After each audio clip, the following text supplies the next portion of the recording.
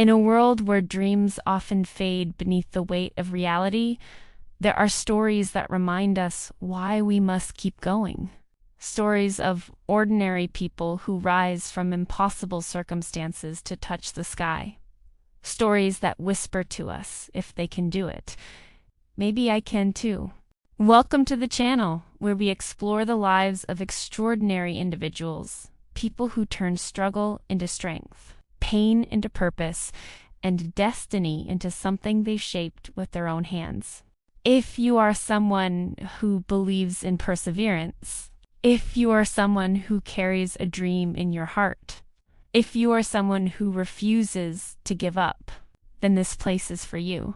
Today, we journeyed through the life of a boy from Rosario, Argentina. A boy who was told he was too small, too weak, too fragile. A boy who carried a dream bigger than his body, and who grew to become one of the greatest athletes in human history. This is the life story of Lionel Andres Messi. Let us begin. Chapter 1. The Boy from Rosario. Lionel Andres Messi was born on June 24, 1987, in Rosario, Argentina, a city of factories, football, and families who worked hard to survive. His father, Joaquin, worked in a steel factory. His mother, Celia, cleaned houses to support the family. They were not wealthy, but they were rich in something far more powerful: love. From the moment Messi could walk, he chased a ball. Not a real ball. Sometimes it was a rolled-up sock, a crushed bottle, or anything round enough to kick. His grandmother, Celia, was the first to see the spark inside him. She took him to his first football field when he was just 4 years old. "Let him play," she told the coach. "He's small," the coach replied. "But his heart is not," she said. Those words would echo through Messi's entire life. At age 6, he joined Newell's Old Boys. He was tiny, shy, almost invisible among the other boys. But when the ball touched his feet, everything changed. He moved like he was born for it, gliding, weaving, dancing past defenders as if guided by something divine. People whispered, "This kid, he's different." But destiny is never simple, and greatness never comes without pain. Chapter 2. The Diagnoses. At age 10, Messi stopped growing. His parents noticed he was much smaller than other boys. Doctors ran tests. Then came the words that shattered the family: growth hormone deficiency. Without treatment, he would never grow normally. Without treatment, he would never become a professional footballer. The cost? $1,000 per month. More than the family earned. His father worked extra shifts. His mother cleaned more houses. His relatives helped. But the money was never enough. The injections were painful. Every night, needles into his legs. But Messi never complained. He had a dream, and he would endure anything to keep it alive. Still, the future looked dark until a miracle appeared from across the ocean. Chapter 3. The Napkin Contract. Messi's talent reached the ears of FC Barcelona. They invited him for a trial in Spain. The family sold everything they could and flew to Europe with hope and fear in their hearts. Messi was 13, small, quiet, nervous. But when he touched the ball, the coaches froze. They had never seen anything like him. Yet Barcelona hesitated. Signing a foreign child was risky, complicated, expensive. Messi's father grew frustrated. "If you don't want him, we will return to Argentina." At that moment, Barcelona's technical director, Carlos Rexach, grabbed the nearest piece of paper, a napkin, and wrote, "In Barcelona, on December 14, 2000, I agree to sign the player Lionel Messi." A napkin changed football history, Messi cried. His father cried, his mother cried. The dream was alive. Chapter 4. Alone in a New World. Spain was beautiful, but Messi felt alone. He missed his friends. He missed his grandmother, who had passed away. He missed Argentina. He barely spoke. He barely smiled. But when he stepped onto the pitch, he transformed. Barcelona paid for his medical treatment. Slowly, he grew stronger. His body changed. His confidence grew. His talent exploded. At La Masia, Barcelona's legendary academy, coaches whispered, "This boy, he's not just good, he's a phenomenon." But greatness always demands sacrifice. Chapter 5. The Debut. At 16, Messi trained with Barcelona's first team. Ronaldinho, the magician of football, saw him and said, "Give the ball to the kid. He will make us all better." On October 16, 2004, Messi made his official debut for Barcelona. He was 17. He was nervous. He was ready. A year later, he scored his first goal, a beautiful chip over the goalkeeper. Ronaldinho lifted him in celebration like a proud older brother. The world had just witnessed the birth of a legend. Chapter 6. The Rise of a Genius. Messi's dribbling was not normal. He didn't run. He floated. He didn't dodge defenders. He dissolved through them. Commentators struggled to describe him. Fans worshipped him. Opponents feared him. But Messi never changed. He stayed humble, quiet, focused. He didn't want fame. He wanted the ball. Chapter 7. The Injuries.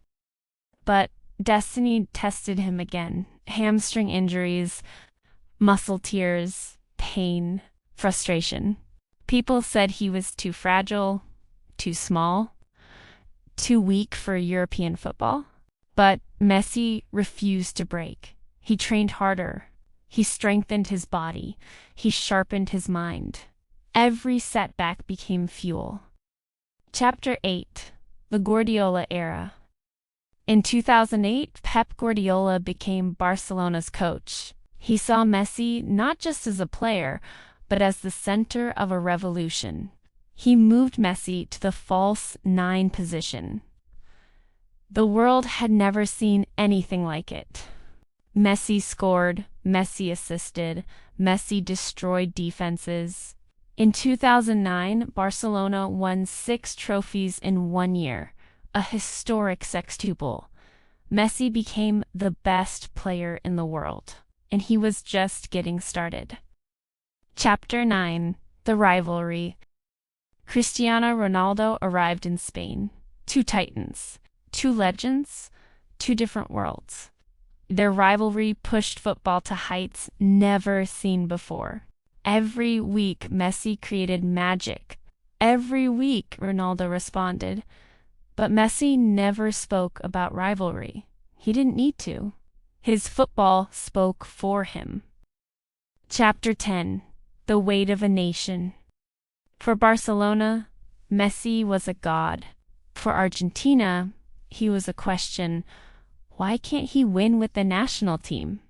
Why isn't he like Maradona? Why does he fail in finals?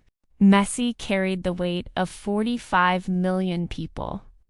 He reached finals. He lost finals. He cried.